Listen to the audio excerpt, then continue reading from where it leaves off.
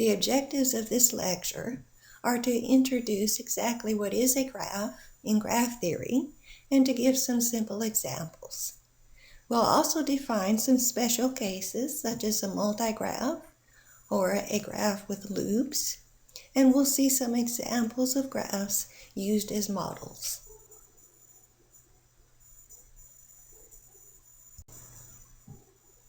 So our first example in the right-hand column is an example of a graph with 4 vertices. So a graph is a collection of points that we call vertices and connecting lines that we call edges. So this graph has 4 vertices, which are colored red, blue, and green, and it has 5 edges. Another example of a graph is the graph in the left-hand column that is called Peterson's graph. Peterson's graph has 5 vertices on the outside cycle, and it has 5 vertices on the inside star. So altogether, Peterson's graph has 10 vertices. We can count the edges. There are 5 vertices or 5 edges on the outside cycle, and there are 5 edges connecting the vertices in the star. And there are also 5 edges connecting vertices from the cycle to the star. So all total, we have 15 edges in Peterson's graph. Our third example is a graph that we will call a bipartite graph. In this example, we have 5 vertices in the set labeled U and 4 vertices in the set labeled V. So in this example, we have 9 vertices.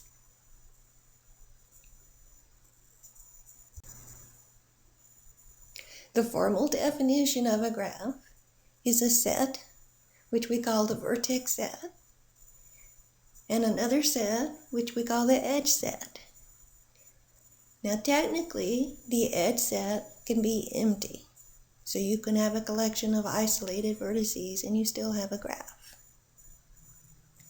We can also assign direction to the edges.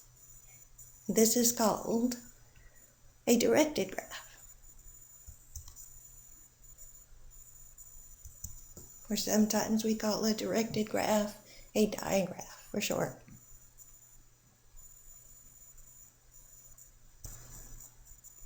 In the examples that we have seen so far, there's been only one edge between any pair of vertices. So is it possible to have more than one edge between a pair of vertices? Yes, and these are called multiple edges. And a graph that has multiple edges is called a multigraph. Another possibility is, can a vertex be connected to itself? Yes, this can happen as well, and these edges are called loops. So in the example on the right-hand column, we have both multiple edges and loops. The multiple edges are colored red, and the loops are colored blue for clarity.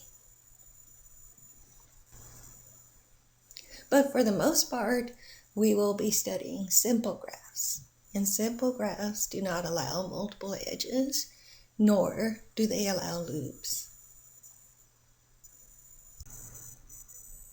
We're going to see the versatility of graphs as a modeling tool in the next several slides.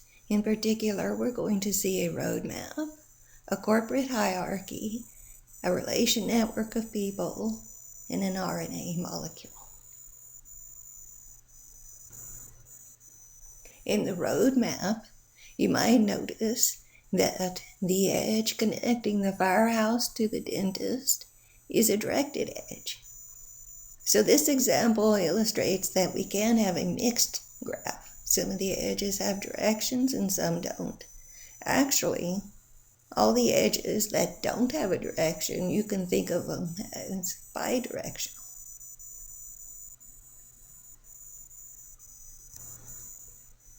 However, in this example, all the edges have direction, and so we have a digraph where the relationship is definitely one way.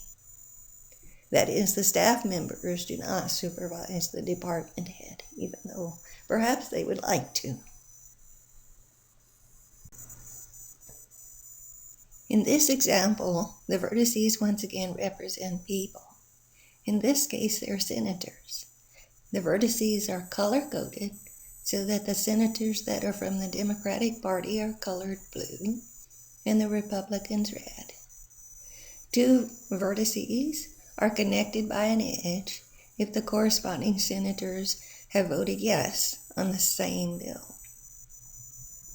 So just at a glance, you can see just how much they vote along party lines. You can see who tends to vote a lot and who doesn't vote very much. And you can see who, on occasion, has reached across the aisles. So one thing that this last example illustrates is how good a visualization tool graph theory can be. If you had to sort through documents to get the information that you just saw at a glance with the graphs, it would take you a lot longer.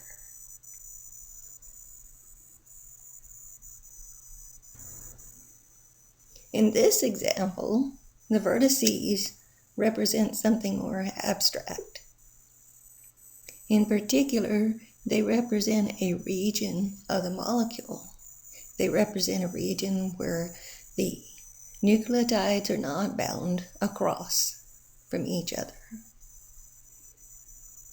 Two vertices are connected by an edge in the graph if the corresponding regions in the molecule are connected by a stem.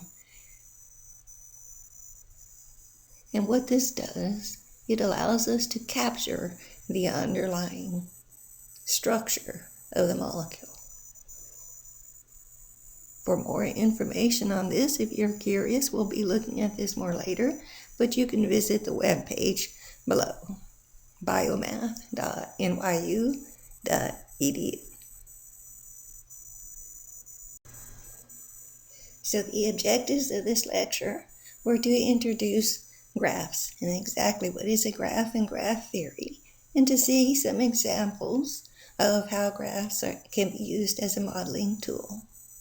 If you have any questions about this lecture, don't hesitate to send me an email.